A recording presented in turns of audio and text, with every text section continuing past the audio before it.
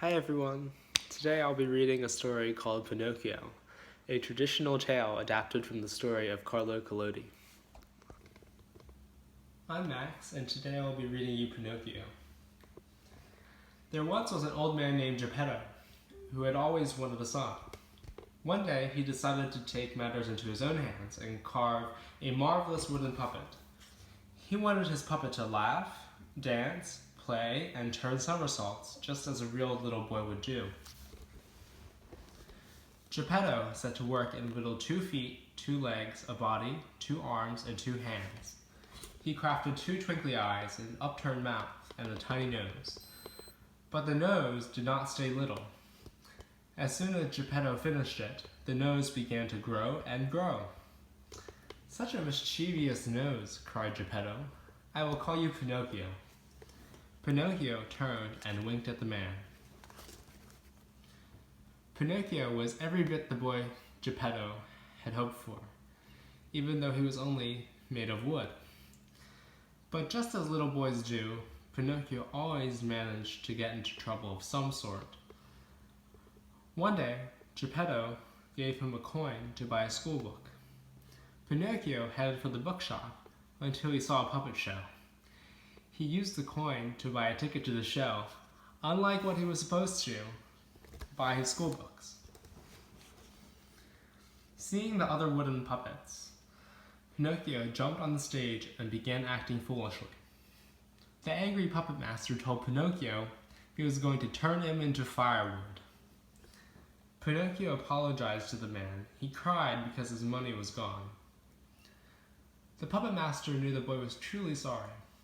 He gave Pinocchio 5 coins and sent him to buy his schoolbook.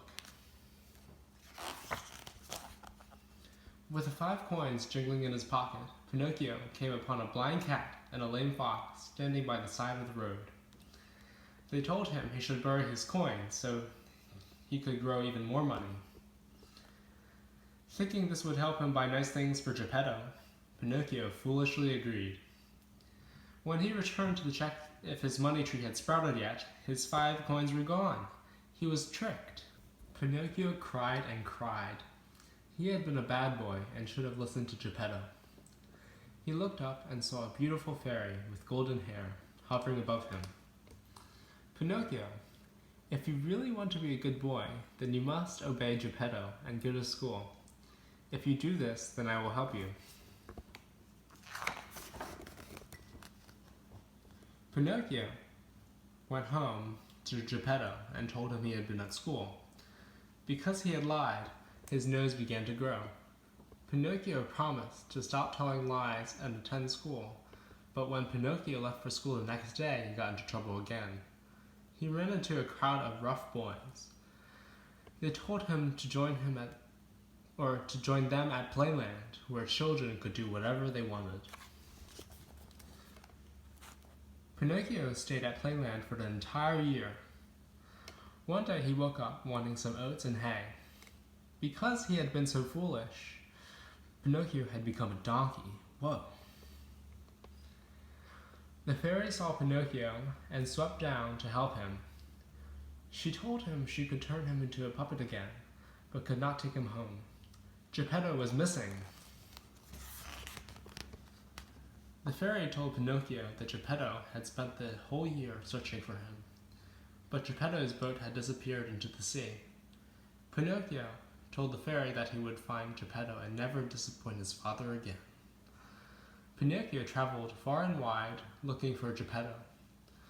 One day he saw a strange shape on the shore. He ran toward it before he realized it was a sleeping whale. The whale yawned and swallowed him up. Inside the whale, Pinocchio heard a familiar voice. It was Geppetto. The two hugged until the whale hiccuped, sending them into the water. Pinocchio knew that Geppetto could not swim. With great effort, he saved the old man. After his brave deed, the fairy knew that Pinocchio had a good heart and should be forgiven. As a reward, she turned him from a puppet into a little boy. Geppetto finally had a real son.